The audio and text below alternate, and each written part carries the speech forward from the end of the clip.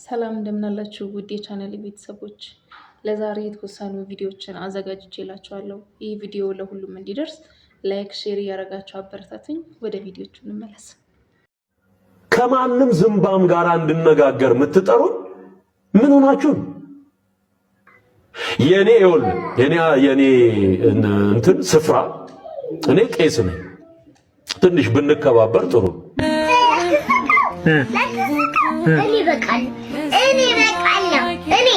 እኔ በቃለሁ።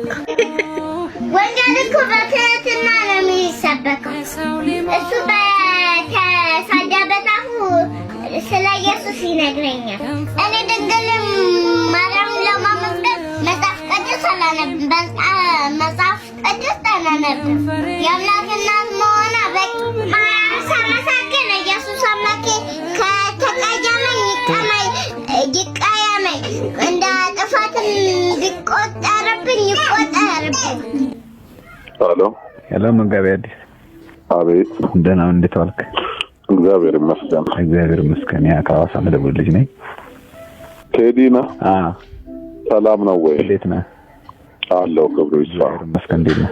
ጠፋሁ አይደል? አልደወል። እግዚአብሔር ይመስገን። አይ ያው አልተመቸኝም ነበር፣ ይቅርታ። አይ ችግር የለውም። ሰላም ነው። ትናንትና ያንን ባለፈው ጊዜ ከትዝታው ጋር ሆናችሁ ቃል እንትና እያለ ማለት ነው ታውሎጎስ የሚባለው እያለ ያለውን ቪዲዮ እያየሁ ነበርና የተሰጠው ይሄ ኢየሱስ አትበሉ ምናምን የሚለውን መግለጫ ነው አየኋችሁና ለዛ ነው ዛሬም የደወልኩልህ። እንዴት ነህ? አለሁ። እግዚአብሔር ይመስገን። ደህና ነኝ። እዛ ላይ እንደውም አይተው ከሆነ እንደውም በኦርቶዶክስ ሃይማኖት ያልተደራደረን ምዕመናን እንኳን እኛ ወንጌል አስተማርናችሁ እንኳን አትቀየሩም የሚል ነገር ነበር ነው የሚገለጽከውና ባለፈው ደግሞ ካወራን አንፃር ደግሞ እንደ ሃይማኖት መዳኛ መንገድ እንዳልሆነ እና ምን ነገር ነበር የገለጽክልኝ። እንመልሳለን፣ እሱን ሁሉ እንመልሳለን። ጳውሎስም አምኗል፣ ልጅ እያለሁ እንደ ልጅ አስብ ነበር ብሎ አሁን ግን ያን ሽር ያለው ስላለ ሰው መልካም የሆነ እድገት መልካም የሆነ ለውጥ አታምጣ አይባልም። ቁልቁል አይወረድ እንጂ ወደ እግዚአብሔር ቃል ከፍታ ከቃሉ ጋር ስላልተገናኘን ስላላወቀን ነው እንጂ በፊትም አሁን ስናውቅ ወደ ተሻለ ነው እኔ ሄድኩት እንጂ ወደሚያንስ አልሄድኩም። ስለዚህ ወደፊት ላይ ሳነብ ማለት ነው ይሄ ለምሳሌ አንደኛ ቆሮንቶስ ላይ ምዕራፍ 16 ቁጥር 13 ላይ ንቁ፣ በሃይማኖት ቁሙ፣ ጎልምሱ፣ ጠንክሩ ያለ ሐዋርያ ቅዱስ ጳውሎስ ማለት ነው። እና እንደዚህ አሁን ስለ ሃይማኖት የሚያወሱ ነገሮች አሉና አንዲት ሃይማኖት አንድ ጌታ የሚል አለ ደግሞ ኤፌሶን 4:5 ላይ ማለት ነው። ሃይማኖት ማስፈልግ ከሆነ እንዴት ሐዋርያ ቅዱስ ጳውሎስ በዚህ መንገድ ሊገልጸው ቻለ? እሺ እንግሊዘኛው ነው አንድ ሃይማኖት የሚል የለውም፣ ፌዝ ነው የሚለው፣ ሪሊጂን የሚል የለውም። እና ሲተረጎም አማርኛው አይሞላም እንትኑን ማለት ነው። አረፍተ ቃሉን አይሞላ። ፌዝ ማለት ደግሞ ያው እምነት ነው፣ በእግዚአብሔር ልጅ ላይ ባለኝ እምነት የምኖረው ኑሮ ነው ብሏል እንጂ በሃይማኖት ምኖረው አላለም። አሁን እሱን ነው እኛ የምናስተምረው የምናገለግለው። ወደፊት ብዙ ጥያቄዎች ይመለሳሉ። ኦኬ፣ እንትኑም እንደዛ ነው ማለት ነው። አሁን በሁለተኛ ቆሮንቶስ ምዕራፍ 13 ቁጥር 5 ላይ በሃይማኖት ልትኖሩ ራሳችሁ መርምሩ ምናምን የሚለው ማለት ነው። በቃ እንዳለ ይሄው ዲክሽነሪ ያዘና እዛው ኪንግ ጄምስ ቨርዥን አለ እንዳለ ስታየው መልሱን ታገኘዋለህ። ኦኬ፣ እዛ ላይ ማለት ነው። ኦኬ ጥሩ። እሺ እንትኑስ እንዴት ነው ማሁም የሆነው? እሺ አሁን ስለ ዘንዶ ለምን ይቆጣል የመማፀኛ ከተማ የሚሉት እንዴት ሊሆን ነው ግን? እሺ በጋሻው ወደፊት እናየዋለን። እሱ ሁሉ ወደፊት እናየዋለን። እሺ ማለት እንዲሳያቸው እንዲሁ እንደ ጥያቄው ስለሆኑብኝ ነው። ገብቷል ማለት እንደዛ የተገለጹ ነገሮች አሁን ተመልሰው ደግሞ እንደዛ ሲሆኑ ጥሪ መቀበል ለምን ፈራ? ንፍጣም እያልክ ነው የተሳደብከው አይደለ? ጥሪ መቀበል ለምን ፈራ? ጸበል ቀጂ ነው ምናምን መናናቅ አይደለም። እንዲያውም ቀላሉ እሱ ነው አይደለ? አንተ ጠበል ቀጂውን አንጠባጥበ በወንጌል ያንተ ጥሪ ምንድነው? ክርስቲያን ማድረግ ነው አይደል? ለምን አልቀበልም አልክ? ትዝታው እስቲ ንገረኝ። ፈረበት ቤተክርስቲያን ውስጥ ቅዳሴ መቀደስ አይቻል። ቤተክርስቲያኑ ሲጨፍር ታያለ። ከየት የመጣ ስርዓት ነው ካልክ ደካማ ሰዎች ከዓለም የተለማመዱትን ልምምድ ቤተ እግዚአብሔር ውስጥ ለማስረጽ ይዘው የመጡ ናቸው። ሰሞኑ የተለቀቀ አንድ ቪዲዮ አይተሃል? የካቶሊክ ቄስ ነው። ቀን ቀን ንስሐ ይሰጣል፣ ቀን ቀን ይቀድሳል፣ ወንጌል ያስተምራል፣ ማታ ማታ ደግሞ ናይት ክለብ ያስጨፍራል። ያቺ ልምምድ ለማምጣት ሌላ ምንም አይደለም። በጣም የሚገርምህ በበዓል ወቅት ብዙ ጭፈራ አለ፣ ብዙ ሁካት አለ፣ ብዙ መብል፣ ብዙ መጠጥ አለ። የኢትዮጵያ ኦርቶዶክስ ተዋሕዶ ቤተክርስቲያን ብዙ በውስጧ ማለት ነው ባላዋቂዎች ቤተክርስቲያኗ የማታስተምረው ቤተክርስቲያኗ የማትለው የቤተክርስቲያኗ ሕይወት ያልሆነ ትምህርት ያልሆነ ብዙ ደካሞች ይዘውት ከገቧቸው ብዙ ኢክርስቲያናዊ ድርጊቶች መካከል ይሄ የመብል ጉዳይ፣ የመጠጥ የመስከር ጉዳይ፣ የጭፈራ ጉዳይ በጣም አደገኛ ነው። አይተ ሊሆን ይችላል በተለያየ ስፍራ ላይ በኢትዮጵያ ኦርቶዶክስ ተዋሕዶ ቤተክርስቲያን በእኛ ቤተክርስቲያን በቤተክርስቲያን ውስጥ የሚጨፈረውን ጭፈራ የሚደግፉ መምህራን አሉ። ቤተክርስቲያን ዘፈንና ዘፋኞች የእግዚአብሔርን መንግስት አይወርሱም የሚለውን የቅዱስ ጳውሎስ መልእክት ሲነገራቸው አይ ይሄ እኮ ባህል ነው፣ የባህል ዘፈን ነው፣ ኃጢአት አይደለም ብለው ለኃጢአት ከለላ የሚሆኑ ብዙ ሰዎች አሉ። ይህንን በተመለከተ እኔ የሚሰማኝ በበዓሉ ክርስቶስን ወደ እኛ ህይወት እየጠራ ነው ሳይሆን ክርስቶስን እየሸኘ ሆነ ነው። ከእኛ ሂድ አንፈልግህም እያለው ነው። ስጋዊ ደማዊ ባለበት ዘፈን ጭፈራ ባለበት እግዚአብሔር አይገኝም። እንዲህ ይባላል፣ የሚቀድሰው ካህን ኃጢአተኛም ይሁን በደለኛም ይሁን የሚያስቀድሱን ሰዎች ኃጢአተኛም ይሁኑ በደለኛም ይሁኑ እግዚአብሔር ከቤተ ክርስቲያን አይጠፋም የሚሉ ሰዎች አሉ። ስህተት ነው። እግዚአብሔር እርኩሰት ካለበት ቦታ እርኩሰት ካለበት ስፍራ አይገኝም እግዚአብሔር። ይህን በደንብ ማወቅ ያስፈልጋል። አባቶቻችን ትልልቅ አባቶቻችን ምን ይላሉ መሰለ? መኝታ ቤት ንጹህ ይሁን ይላሉ። የበላህበትን ሰሃን እጠበው ንጹህ አድርገው፣ ሳሎን ንጹህ ይሁን። ለምን? አንተ ማህደረ መንፈስ ቅዱስ የመንፈስ ቅዱስ ማደሪያ ነህ። ሁልጊዜ እግዚአብሔር መንፈስ ቅዱስ ሊጎበኝህ ይመጣል። ተዝረክርከ እንዳያገኝህ ነው። መኝታ ቤት ንጹህ መሆን አለበት። ሳሎን ንጹህ መሆን አለበት። መጽሐፍት ንጹህ መሆን አለባቸው። ልብስህ ንጹህ መሆን አለበት። መንፈስ ቅዱስ ሁሌ ሊጎበኝህ ስለሚመጣ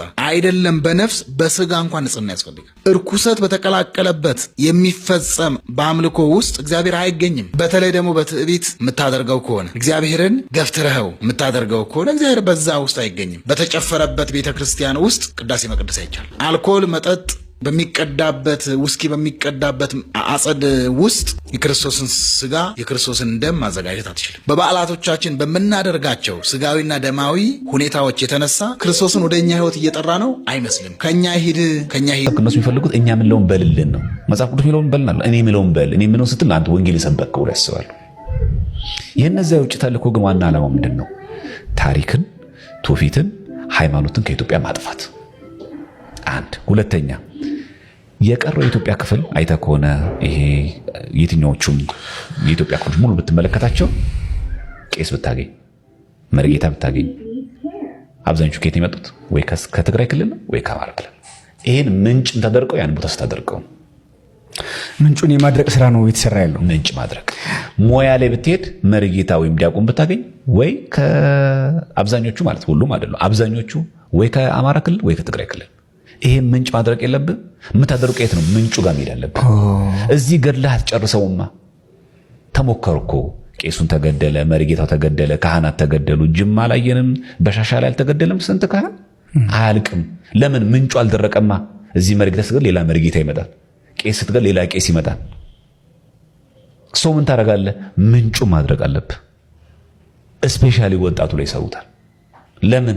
አብነት ትምህርት የቆሎ ትምህርት ሄዶ እንዳይማር ወደ እነሱ እንዲመጣ። ለዚህ ምን ይቀርባል? የተለያዩ ማታለያዎች፣ የተለያዩ ጥቅማ ጥቅሞች ይቀርባሉ። ከዚህ አሁን ሰው ያልተረዳው ለምንድን ነው? መቆረጥ ነው የተፈለገው። ሰሜኑንና ሌላውን የኢትዮጵያ ክፍል መቆረጥ፣ በታሪክ በትውፊት በሃይማኖት እንዳይገናኙ ማድረግ። ከዛ በኋላ ስትቆርጠው ይሄም እዚህ አሁን የቀረው ቄሱ እያረጀ መርጌታው እያረጀ ያለቀ ይሄዳል ማለት ነው። ከዛ ቤተክርስቲያን ባዶዋን ትቀራለች። ቅዳሴ የሌላት፣ ሰዓታት የሌላት፣ ማህሌት የሌላት ቤተክርስቲያን ያስቀሯታል። ለዚህ ምቹ ምንጭ ያለው የት ነው? ዋና ምንጭ ያለው እዛ ጋር። ሰው ያልተረዳው ነገር ያ ነው። ከዛስ ታሪክ የሚባል ነገር የለህም። ትውፊት የሚባል ነገር የለህም። የክርስቲያን ሀገር የሚባል ነገር የለህም። በጣም የሚገርመው ደግሞ የፕሮቴስታንት እኮ መዳረሻው ኢየሱስ ጋር ነው ክርስቶስ ጋር ነው ብሎ እኮ ቢቆም ቆንጆ ነበር፣ ግን አይደለም። ኤቲስት ነው የምትሆነው። ብዙ ጊዜ አሁን አይተህ ከሆነ ወደ ተሐድሶ የገቡ ሰዎች ከቤተክርስቲያን ሰዎች ምንድን ናቸው? አሁን ጴንጤ ነው አይደሉም እኮ መና እኮ ነው የሆኑት። ፕሮቴስታንትም አይደሉም። እንዳይሄዱ ያ እነሱ ፈልገው የሄዱት ኢየሱስ የለም። እዛ ባዶ አዳራሽ ሆነ፣ ውሸት ሆነ፣ እንዳይመለሱ ሀፍረት ሆነ፣ መሀል ላይ ቀሩ። አጓጉል። አሁን ምን ይጠቀማሉ? የወቅቱን ፖለቲካ ይጠቀሙታል። ተበድለን ነበረ በሰሜን ፕሮቴስታንት እንዳይኖር ምናምን እንደዚህ ተበድሎ ተጨቆ ነበረ ህዝባችን ከዚህ መተት ከዚህ እስራት እንዲፈታ በማለት ይሄ ደብተራው እንደዚህ ነው የሚሰራብን ብለ ይሄን ፖለቲካ ተሰራለ። አንደኛው ሁለተኛው ነገር ደግሞ ጦርነቱን በጥሩ አጋጣሚ ይጠቀሙታል። ጦርነቱ ጥሩ አጋጣሚ ነው። ለምን በቃ ተዳክሟል። ማዕከላዊ መንግስት የሚቆጣጠረን የለም። ስለዚህ ስስብልቱን ታገኘዋለህ። በጦርነት በድህነት የተጎዳውን ሰው ደግሞ በጥቅማ ጥቅም በእርዳታ ስም ትገባለታለህ።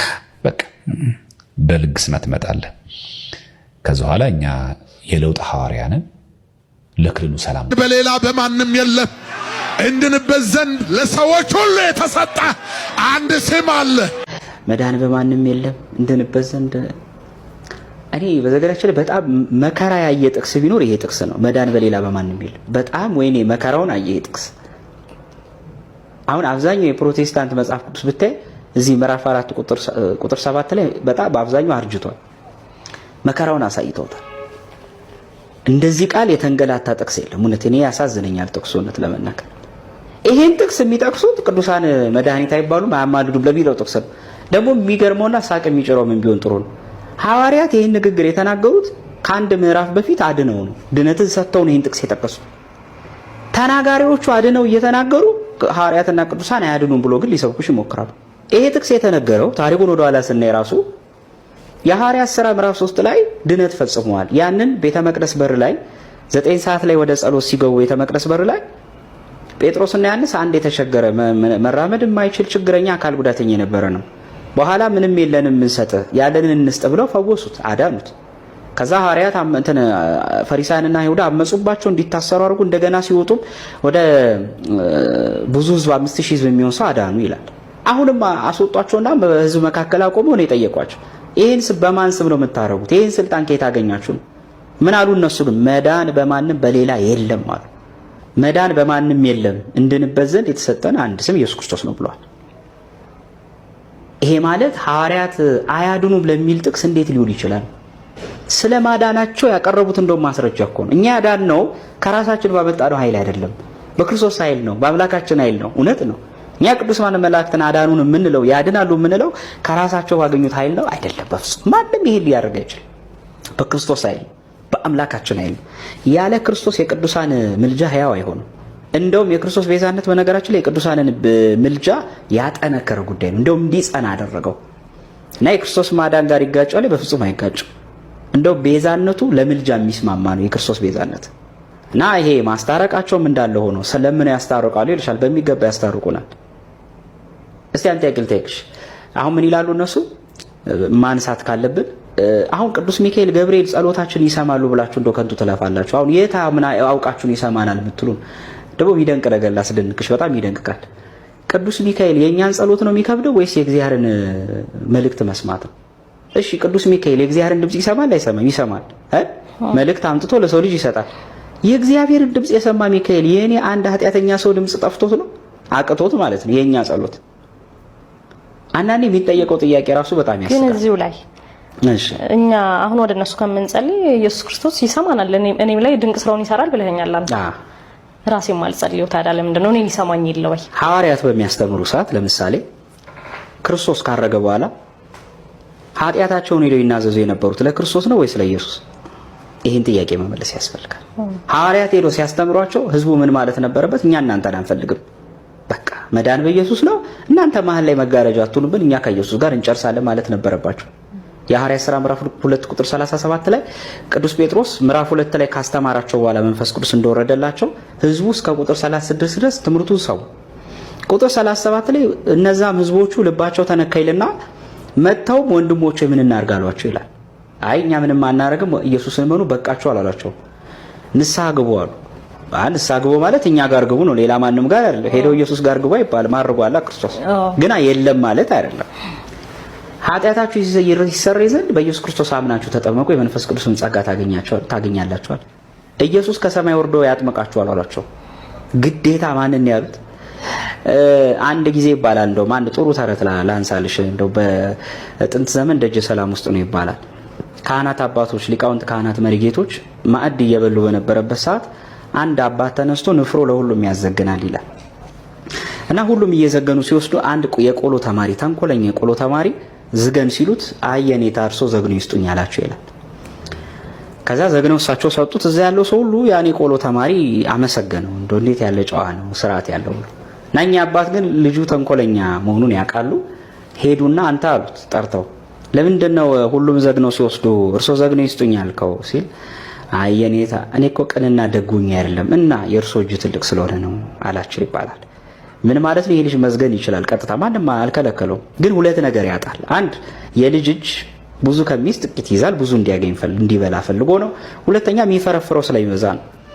ይሄ ምሳሌ ያነሳውልሽ ምንድነው? ቀጥታ ወደ እግዚአብሔር እንጸልያለን። አሁን እንጸልያለን። መቼ አቆምን? እግዚኦታው ለማን ሆነ? እግዚኦ ማረነ ክርስቶስ እሱ አይደለም። ጸሎት ሃይማኖት እኮ የክርስቶስ ነው አይደለ? ጸሎት ሃይማኖት ናምን ባህዱ አምላክ እግዚአብሔር አባዜ ሁሉ ገበረል ስላሴ እኮ ነው የሚሰበኩት። መልክዓ ስላሴ ስንደግም እኮ ስላሴ ነው የምንጠራው። ጸሎቶቻችንማ ስብሐት ለአብ ስብሐት ለወልድ ላይ የሚቀርበው ከሁሉ እኛ አላቋረጥም። ይበልጥ እንዳውም ይሄኛው መንገድ የቅዱሳን ማለት ልክ እንደዚህ ይጻል ልጅ ነው። እርሶ ዘግኑ ይስጡኛል። እሱ መዝገን ይችል ነበር። ከእርሱ እጅ ግን የኛ ያዋቂው እጅ ትልቅ ነው። ከኛ ልመና የቅዱሳን ልመና ትልቅ ነው። የኛ እጅማ ኃጢአተኛ እጅ ነው። የኛ ሰውነትማ እግዚአብሔር ፊት መቆም አይችልም። ከኛ ልመናዋ ፊት የማያስመልስ አንገት የማያስቀልስ የንጽህና በር የድንግልና መመኪያ ዛሬ የሰው ልጆች ድነናል ብለን አፋችንን ሞልተን እንድንናገር ቃልን ጸልሳ የወለደችው የአምላክ እናት የአዶናይ እናት ድንግል ማርያም ከኛ ልመና የሷ ልመና ይበልጣል።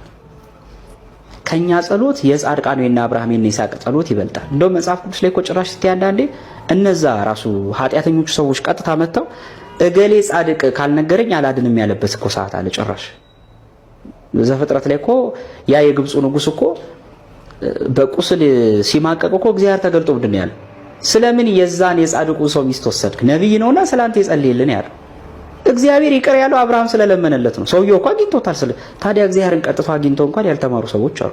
ክርስቶስን ቀጥታ እናገኘዋለን ይላሉ። አግኝተውትስ ቢሆን ነው ምሕረት ላይ ያገኙ ይችላሉ። መጽሐፈ ኢዮብ ምዕራፍ 42 ላይ ነው ስታይ የኢዮብ ጓደኞች እኮ በድለው ነበር እግዚአብሔር ላይ ክፋት ተናግረው እና ምንድን ነው ያላቸው? ምራችኋለሁ አይደለም ያላቸው የመስዋዕት በግና ፍየልን ወስደው ለኢዮብ እንዲሰጡት ነው ያለው። እንደው ምን ይላል እዛ ላይ? ኢዮብ ስለናንተ ይጸልያል እኔም ፊቱን እቀበላለሁ ነው የሚለው። ስለዚህ በአዲስ ኪዳንም ቀጥታ ወደ ኢየሱስ ከሚሉት ከኛ ልመና የመላእክት ልመና ይበልጣል። እንደውም ራሱ ጌታችን ኢየሱስ ክርስቶስ የሚገርምሽ የማቴዎስ ወንጌል ላይ ለመላእክት የሰጠውን ኃይልና ስልጣን ሲናገር እንዲህ ይላል። ማቴዎስ 18 ቁጥር 10 ላይ ከነዚህ ከተናናሾቹ አንዱን እንዳትንቁ ተጠንቀቁ፣ መላእክቶቻቸው በሰማያት ያለውን የአባቴን ፊት ያዩታልና አለ። ዘወትር የአባቴን ፊት ማለት የእግዚአብሔርን ፊት ያዩታል። ዘወትር ሚካኤል የእግዚአብሔርን ፊት ያየዋል። ስለኔ ለምንልኝ ብሎ እንዴት አይለምንልኝ? ለዚህ ምንድነው ይሄን ያነሳውልሽ? ቀጥታ ወደ ኢየሱስ አንሄድም ለሚሉ ይሄም ራሱ ቀጥታ መንገድ ነው። ውክልናቸው ለእግዚአብሔር ውክልናቸው ለክርስቶስ ነው። ጌታ ምን አለ ሐዋርያትን? እናንተን የተቀበለ እኔን ይቀበላል አለ። ጴጥሮስን ሄጄ ተቀበልኩ ስል ክርስቶስ እንደተቀበልኩ ነው። እናንተን የማይቀበል እኔን አይቀበልም ነው ያለው። መልአኬን ያልተቀበልኩ ማንን ልቀበል? ጠባቂ መልአኬን አማልደኝ ያላልኩ ማንን አማልደኝ ልበለው? ውድ የቻናሌ ተከታታዮች ለዛሬ ያዘጋጀውላችሁ ቪዲዮ ይህንን ይመስላል። በቀጣይ በጋሻው ስላነሳቸው አንዳንድ ሀሳቦች ጠቅላላ ያለ ቪዲዮ ይዤ የምቀርብ ይሆናል። እስከዛ ቸር ሰንብቱ።